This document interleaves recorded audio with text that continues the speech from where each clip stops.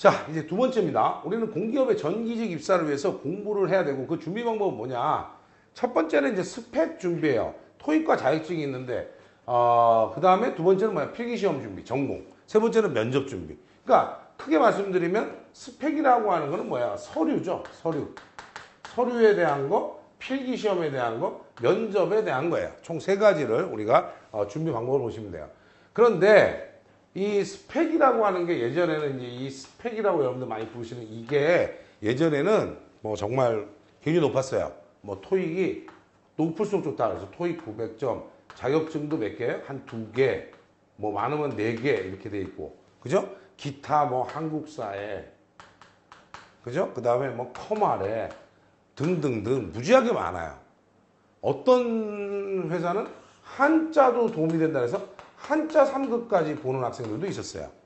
그 다음에 예전 도로공사처럼 뭐야? 워드 프로세서 넣어주니까 워드 프로세서까지 따는 이런 기현상이 벌어졌어요. 그런데 요 근래는 일부 회사를 제외하고는 토익을 일단 제외하고 있어요. 토익을 넣는 유일한 회사는, 토익을 점수화시켜주는 유일한 회사는 한국전력이에요. 그 외에는 쿼터로만 사용이 돼요. 쿼터로 사용된다는 건 뭐야? 일반 회사가 토익을 기준으로 본다면 있고 없고의 문제가 될 텐데 있는 경우는 주로 쿼터로 사용된다. 기준점이라고 하는 거죠. 예를 들어서 뭐 토익 700점 이상 이래 놓으면 900을 맞든 700을 맞든 이 이상만 되면 지원이 가능하다는 얘기예요. 이걸 점수화시키지는 않겠다라는 거죠. 그런데 한국전력의 경우에는 이거를 점수화를 시켜요. 물론 맥시멈 점수는 있습니다. 앞으로는 없어질 예정이라고 하고 있긴 해요. 하지만 현재까지는 있다. 이렇게 보시고 되고. 두 번째는 뭐예요? 토익이 아예 없어요. 발전회사, 그 다음에 뭐 철도 계열 등등등, 그죠? 없어요. 토익 점수 쓰는 한이 없습니다. 그럼 여러분도 생각해보세요. 스펙 준비를 하는데 토익은 일단 내가 공부 방법이 달라지겠죠? 토익이 여러분들 한 달 한다고 900이 됩니까? 아니잖아요. 근데 어떤 학생이 저한테 그래요. 아유, 한 달 하면 900이 되는데요? 그거는 진짜 본인이 정말 영어에 재능이 있는 거예요. 저보고 한 달 하면 900 될까요? 제가 될까요? 저도 안 돼요. 무슨 얘기냐면 영어 점수가 빨리 오르지 않기 때문에 이런 경우는 이쪽을 택하시는 게 맞는 거고요. 만약에 나는 영어에 원래 자신이 있기 때문에 조금만 하면 금방 점수가 오르겠다. 그러면 이쪽을 기준으로 하는 거예요. 그럼 또 여기 맞는 회사가 있겠죠? 한국전력이나 뭐 쭉 회사들 나누겠죠? 그래서 그런 내용들이에요. 그래서 토익은 좀 제가 생각할 때는 좀 퀘스천 마크를 칩니다. 퀘스천 마크를 치는 이유는 안 들어가는 회사도 많기 때문에 굳이 내가 토익 점수가 없는데 시작하면 골치 아프다라고 말씀을 드려요. 여러분들이 대표적인 카페, 공기업을 준비하는 이런 카페들이 있는 걸로 알고 있어요. 근데 거기 들어가서 여러분들이 안녕하십니까? 저도 오늘부터 공기업 준비하려고요 라는 말만 들어가면 바로 밑에 댓글이 뭐가 달려요? 토익을 900점 맞아야 됩니다 라고 하는 것은 두 가지 중에 하나야. 첫 번째는 뭐야? 인문 계열들. 인문 계열은 따로 자격증이 없죠. 그렇죠? 뭐 누가 하더라고. 아니 뭐 변호사, 법무사 이런 거는 떠나서 나머지는 자격증이 없기 때문에 기본적으로 뭐 행정학과 나도 다 행정사를 가지고 있는 건 아니잖아요. 그러니까 그렇게 따진다면 결국은 토익밖에 볼 게 없기 때문에 토익을 얘기해요. 그게 첫 번째고요. 두 번째는 뭐야? 아직도 이 영어 학원에 알바들이 많이 있어가지고 그죠? 전기직 하는데 토익이 막 필요하다 막 이거는 한국전력을 제외한다면 사실 그렇게까지 필요하지는 않다 이렇게 보여진다는 거죠. 그래서 그거는 엄청 하시고요. 그런데 두 번째는 뭐냐면 얘는 좀 중요하다 이거죠. 이것은 이제 왜 그러냐면 만약에 내가 과가 전기공학과 출신이다라고 하면 별 문제가 없어요. 전기공학과 출신이라면 자격증이 없어도 한국전력도 시험 볼 수 있어요. 나머지 서류만 맞으면. 그런데 문제는 뭐냐면 만약에 내가 타과다. 전공이 내가 전기가 아니다 라고 하면 이거를 만족할 만한 방법이 없잖아요. 그래서 어떻게 합니까? 보통 회사들은 전기 산업기사 이상인 경우를 우리는 뭐예요?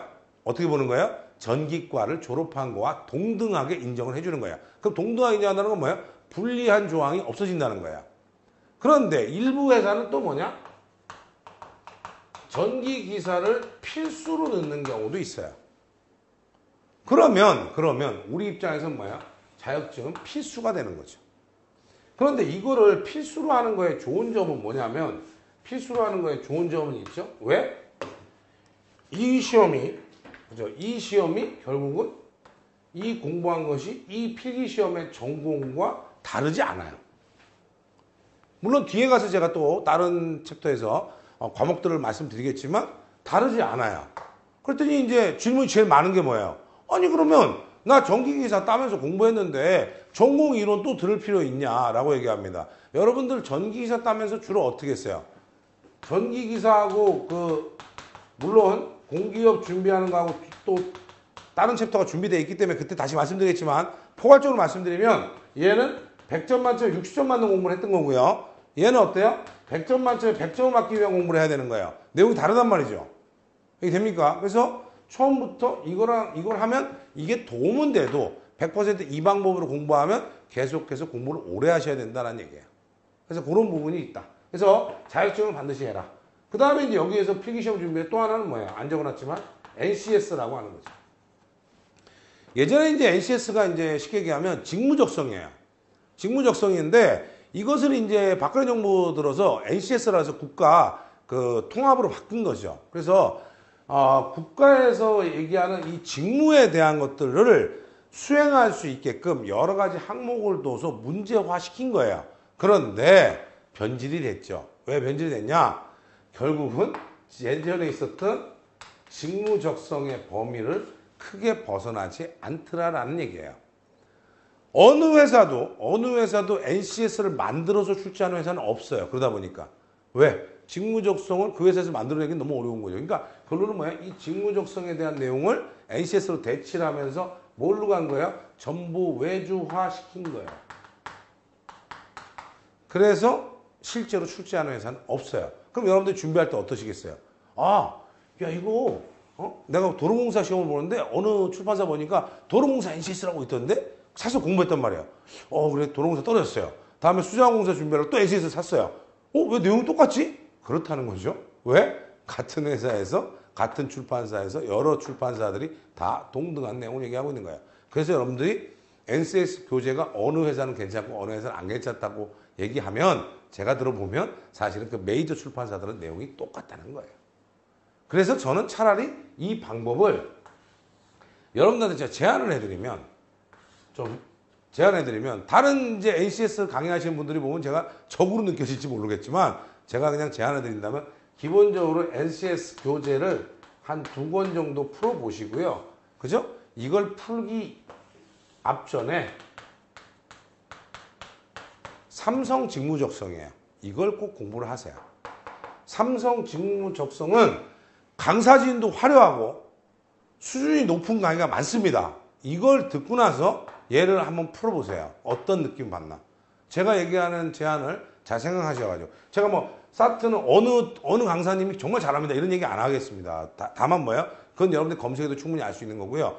여기에 수준이 있는 강사분들이 굉장히 많이 있습니다. 이분들이 하는 강의를 듣고 나서 NCS를 보면 사실은 이거 그런 관점에서 우리는 생각을 못 해봤는데 왜? 자꾸 여러분들이 이분법적으로 가. NCS는 그냥 NCS고 뭐 SSAT는 SSAT예요. 아니다라는 거죠. 결론은 어디서 나왔느냐? 이 많은 회사, 외주화했던 회사들이 모든 타겟을 어디다 두고 했어요? 사트에 두고 했어요. 사트는 1년에 많이 보면 7, 80명도 보고 7, 80만도 보고 하기 때문에 여기가 시장이 큰 거죠. 여기다 다 초점을 뒀던 거예요. 그것이 변질돼 나오고 있는 거예요. 이게 됩니까? 그래서 첫 번째는 뭐죠? 사트 준비를 하시라는 게 아니고 사트에 대한 교육을 하는 데는 많으니까 그걸 좀 동영상도 보시고 공부 좀 하시고 나서 NCS에 접근하면 굉장히 쉬워진다. 그래서 제가 말씀드리잖아요. 뭐 길에서 커피숍에 앉아서 NCS 스터디 많이 하시는데 제가 보면 한심하다. 왜? 앉아가지고 같은 시간제 가지고 1분 동안 문제 다 풀고 답 4번인데 그러면 전 맞았고 전 틀렸고요. 그 답 못 맞춰요, 여러분들? 시간 못 잽니까, 보니? 그거 아니죠? 그런 스터디 하지 마세요. 스터디를 해서 깰 수 있는 게 있고 안 깰 수 있는데 이 스터디를 만약에 한다면 이걸 만약 스터디로 가져간다면 예를 들어 나는 어떻게 해요? 나는 추리력이 굉장히 강하다. 다른 사람보다. 딱 문제만 봐도 이건 어떻게 추리하면 된다는 게 눈에 띈다. 나는 상황 대처 능력이 우수하다. 그런 사람들이 여러 사람이 모여서 해야 내가 잘하는 부분을 전수해 줄 거 아니에요. 맞아요? 다 같이 못하는데 모여서 제 시간 놓고 문제 푸는 거는 그건 스터디가 아닙니다. 그런 공부하지 않으셨으면 좋겠어요. 그 다음에 마지막에 제일 중요한 데가 여기죠. 왜? 결국 여기까지 내가 이렇게 NCS까지 해서 내가 1등에서 전체에서 면접받아 떨어진 거죠. 맞아요? 제일 억울한 데가 어디예요? 여기예요. 그런데 여러분들 여기가 왜 떨어져요? 시험을 전공하고 NCS를 보는 회사들은 좀 덜한데 NCS만 보는 회사들, 특히 뭐 한국전력이나 서울교통공사나 철도시설공사 이런 데들 예를 들면 NCS하고 전공을 같이 보는 데가 아니고 NCS만 보는 데는 면접에 전공이 들어가요. 그럼 잘 보세요, 여러분들. 우리는 자격증 공부할 때 여러분들 자격증 공부할 때 어떻게 했냐면 제가 이렇게 말씀을 드려볼게요. 자격증 공부할 때 어떻게 했냐면 예를 들면 중성점 접지 이렇게 해서 공부를 했어요. 우리는 뭐 자격증 공부할 때 다 뭐예요? 직접 접지만 다 외웠단 말이죠. 그렇죠?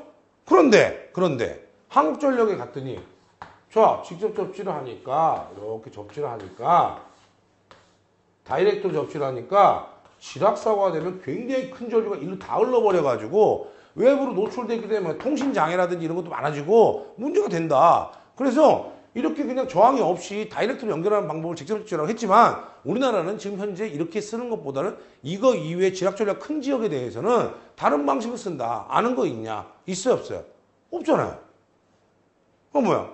이상하다. 기사 공부할 때 있었는데 이런 얘기를 한다는 거예요. 뭐예요? 여기다가 소량의 리액터를 달아서 NGR이라고 뉴트럴 그라운드 리액터라고 하는 약간의 소 리액터보다는 적은 약간 리액터를 달게 돼 있다. 이런 얘기예요. 이거 배웠습니까? 기사할 때? 안 배웠잖아요. 맨날 여러분들 기사할 때 배웠다는 거 또 하나 얘기할게요.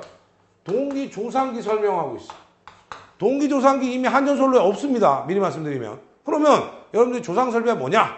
그랬더니 뭐예요? 심지어는 자격증 공부하면서 뭐라 그래요? 위상조정 설비라고 그래요. 조상이라는 게 위상을 조정한다는 게 한자는 맞죠. 여기서 우리가 얘기하는 조상 설비는 뭐야? 무효전력을 공급할 거냐 흡수할 거냐는 설비를 나타내는 거예요. 그럼 결론적으로 얘기해 보세요. 기사하고 뭐야? 기사는 사지선대에 동그라미 치면 되지만 공기업은 뭐야? 정으로 어디까지 끌고 와야 돼? 면접까지 끌고 와야 된다는 거야. 내용이. 그러지 않으면 안 되는 거죠. 페르데이 렌츠의 법칙을 우리가 문제에서 찾을 수는 있어요. 문제는 뭐야? 그걸 설명을 하라는 거예요. 어떻게 설명하실 거예요? 변압기를 그죠? 한전에서 예를 들면 한전에서 자 본인 김상훈 씨 앞에 나오세요. 네. 칠판에다가 변압기의 원리를 그려가면서 설명하세요. 문제로 풀면 아는데 1번 전자유도 법칙, 2번 누설 리액터에서 줄기에서 권선을 분할해서 감고 4.44 F 파이 N으로 하면 기절력이 나오고 다 아는데 되십니까? 그래서 아까 제가 말씀드렸거예요. 60점 맞는 공부. 두 번째는 뭐야? 이 면접은 전공만 있는 게 아니죠. 인성도 있어요. 그래서 공기업들은 시험을 볼 때 항상 뭐라 그래요? 직무와 인성이라는 표현을 써요. 이 직무는 전공에 대한 거겠죠. 맞아요? 인성은 인성이죠. 근데 직무에 해당하는 인성도 있어요. 이걸 물어보는 거예요. 자, 본인은 예를 들어 정전을 냈는데 고객이 정전이 돼서 굉장히 불편한 것 같다. 본인은 고객한테 가서 뭘 얘기할 거냐. 그죠? 그랬더니 뭐예요? 가서 죄송하다 그러고 어떻게든지 그게 아니죠. 일단 사고가 왜 발생했는지 원인부터 밝혀내야 고객을 어떻게 응대할지 결론이 날 거예요. 그것은 회사 안에 매뉴얼이 다 정해져 있습니다. 이런 매뉴얼을 통해서 숙지를 한 다음에 고장난 구간이 우리 책임 구간인지 아니면 수용과 책임 구간인지를 확인해야 되는 게 우선이에요. 그러니까 여러분들이 그런 직무를 모르면 안 된다는 거죠. 자, 전기직입니다. 우리는 안전이 중요할까요? 안정이 중요할까요? 둘 다 중요해요. 그렇지만 우리 입장에서 뭐야? 안정된 전력 공급이 되지 않으면 파급이 훨씬 큰 거죠. 철도에 난 전기직이에요. 안전이 중요하죠, 물론. 그죠? 근데 철도에 전차선에 전기가 안 들어와. 철도가 안 움직여. 이게 더 큰 문제예요. 맞아요? 안정적인 전원 공급이라는 거 꼭 기억을 하세요. 그래서 그런 직무에 관한 내용. 또 이제 인성에 대한 건 그거겠죠? 인성에 대한 건 뭐야? 이 회사 왜 왔냐? 왜 왔냐 했더니 그냥 뭐 여기 공기업이 좋아서 왔어요. 그럴 수는 없잖아요. 맞아요? 그러면 뭐예요? 이 회사에 대한 내용을 철저히 분석해서 이 회사 이런 부분이 참 내 마음을 끌었다. 이런 거죠. 자, 여러분들이 일레킴 에듀에 와서 공기업을 하겠다는 이유, 또 원어 에듀에 와서 공기업을 하겠다는 이유가 뭐예요, 결론적으로? 원어 에듀에 와서 공기업을 하겠다. 공기업 준비하겠다. 이유가 뭐예요? 그랬더니 그냥 뭐 김상훈이가 잘 가르치잖아요. 이런 개념 말고 여기는 보니까 다른 사이트에 없는 뭐 배전 시스템 공학이라든지 또 뭐 이런 부분들이 충실히 돼 있기 때문에 다른 쪽을 이길 수 있는 방법이 있다라는 거예요. 또 하나 여기서 보니까 그동안 김상훈 교수하고 같이 했던 합격자들이 명단이 실명으로 다 공개가 돼 있다. 자, 다른 데 있습니까? 김공공이요? 김공공이 누군 줄 알아요? 왜? 이름을 쓰는 걸 허락하지 않았다는 거죠. 왜 이름을 쓰는 걸 허락하지 않았어요? 여러분들 저한테 배워서 열심히 공부해서 같이 공부해서 같이 면접하고 막 열심히 노력해서 붙었어요. 그 사람이 제가 야 너를 합격자로 내가 좀 발표하고 싶다. 아우 당연히 하세요. 고맙습니다 교수님. 나한테 이렇게 얘기했지. 저를 김공공으로 해주세요. 이런 사람은 아무도 데도 없어요. 그러니까 대부분 그렇게 표시하는 데는 다 뭐예요? 그냥 공기업을 다닌 건 아니고 여기서 전기사 땄는데 그냥 공기업에 붙었어. 그 이름 올리거나 뭐 여기서 영어 다녔는데 그냥 공기업에 올리거나 이런 거예요. 그것까지 저희는 환산하지 않습니다. 만일에 저한테 우리가 갖고 있는 이 합격자의 연락처를 물어보면 언제든지 제가 공개할 자신 있습니다. 그러면 지금 정확하게 얘기하는 거예요. 또 하나 뭐예요? 면접을 하려면 그 회사의 최신 트렌드를 알아야 되는데 합격자가 없는 상태에서 최신 트렌드를 어떻게 합니까? 학생들하고 전화를 자주 합니다. 왜? 요새 니네 트렌드가 어떠니? 뭘 하고 있니? 다 물어봐서 내용 정리를 해서 그거 갖고 합니다. 자, 한동안 작년, 재작년 뭐가 부입을 했어요? 발전소들? 전부 4차 산업혁명 부입을 해가지고 우리 회사에 4차 산업혁명을 적용하면 어떤 것들이 있느냐? 대안점까지, 대응책까지 제가 다 말씀드렸습니다. 왜? 뭐 이 사람들이 면접관이에요? 아니에요. 회사에서 지금 분위기가 이렇습니다. 회사는 이런 걸 중요시합니다. 이런 거에 대한 정보예요. 그런 정보는 어떻게 됩니까? 여러분들이 또 저한테 배워서 학교 가시면 또 저하고 또 인원이 돼서 또 그걸 가지고 할 수 있는 거예요. 두 번째, 우리가 만든 많은 기출문제들이 실제로 나왔던 문제들이기 때문에 기출문제 보고는 섣불리 하지 않습니다, 제가. 왜냐하면 뭐 시중에 책도 막 기출문제를 막 뿌려놓는데 아닌 말고식의 그런 출판을 하고 싶지 않아요. 근데 여러분들이 제일 맹점이 뭐냐면 기출문제지를 사서 풀어보면 똑같이 나오는 건 기사예요. 공기업은 올해 이 문제를 냈다고 내년에 이 문제를 내지 않습니다. 왜? 똑같이 내면 왜? 기사 이미 다 따서 왔는데 똑같은 문제 또 내면 못 맞힌 사람이 있을까요? 없어요. 예전에 한국수력원자력은 한수원이라고 하죠, 여러분들? 한수원은 전공이 100문제에 있던 시절이 있었거든요. 이때는 전기기사 100문제에서 끄집어냈어요. 여러분 몇 점 맞아야 합격해요? 95점 맞으면 커트라인이야. 관연도 문제지는 이 정도로 다 외우고 온 거예요. 다. 여러분뿐만 아니라 다른 사람 다 외우고 왔다고. 중요한 내용은 뭐예요? 그 중에 달리 물어볼 수 있는 게 나오는 거를 찾아서 우리는 얘기하는 거예요. 그랬더니 뭐라 그래요? 아니 한전 기출문제지 사서 봤는데 이번 시험에 안 나왔어요. 나오면 문제 유출 아니에요? 그 내용을 공부하셔서 면접에도 쓰시고 우리는 이런 거는 기사에 나온 내용이 이미 알고 있고 이런 새로운 트렌드들, 새로운 문제들 맞습니까? 제가 말씀드리잖아요. 한전 그 기출문제에 뭐 있었어요? CT에 별육의 비오차라는 게 있었습니다. 이번 2019년도 기사 2회 실기에 나왔죠. 비오차. 자, 한전에서 이미 비오차 쓰고 있다고 내가 무수히 많이 설명했어요. 근데 기출문제에는 없어요. 그러니까 어떻게 해요? 뭐 안 나오겠지. 이건 아니다라는 거예요. 설명을 그래서 하는 겁니다. 왜 괜히 아까운 시간 내서 설명하냐 말이에요. 그 다음 또 하나는 면접을 블라인드로 하는 건 맞아요. 블라인드로 하는 건 맞는데 블라인드라고 하는 게 좋은 점이 있고 안 좋은 점이 있죠. 블라인드를 안 하면 예를 들어서 면접관이 여러분 면접 점수를 알고 있잖아요. 그러니까 쉽게 얘기하면 이 필기점 본 거나 스펙을 알고 있잖아요. 굉장히 스펙도 좋고 필기점도 좋은데 면접에 좀 얘가 실수하는구나 해서 점수를 많이 안 깎을 수도 있는데 블라인드는 그게 없어요. 그냥 면접을 잘 본 순으로 찍는단 말이죠. 그럼 뭐야? 남들보다 면접 잘해야 될 거 아니에요. 맞아요? 맨날 뭐하러 다녀? 기출문제 구하러 다녀. 면접 기출문제. 이미 있어요? 아니 올해하고 내년하고 면접까지 똑같습니까? 상반기하고 하반기 면접까지 똑같아요? 달라요. 한전을 예를 들면 상반기에 송전직이 들어오면 하반기에 배전직이 들어온다고요. 어떻게 알아요 여러분들 그거를? 모르는데 앞전 거 복원해놨네요. 복원이 중요합니까? 안 중요하다. 내용을 정확하게 파악하고 있는 게 제일 중요합니다. 그래서 그런 말씀을 드리는 거예요. 그래서 전기직 입사 공부 방법은 이렇게 준비를 하세요. 기사만 공부했다고 다 된 거 아니다라고 분명히 제가 마지막으로 말씀을 드리겠습니다. 공기업은 공기업에 맞는 공부를 하시기 바랍니다.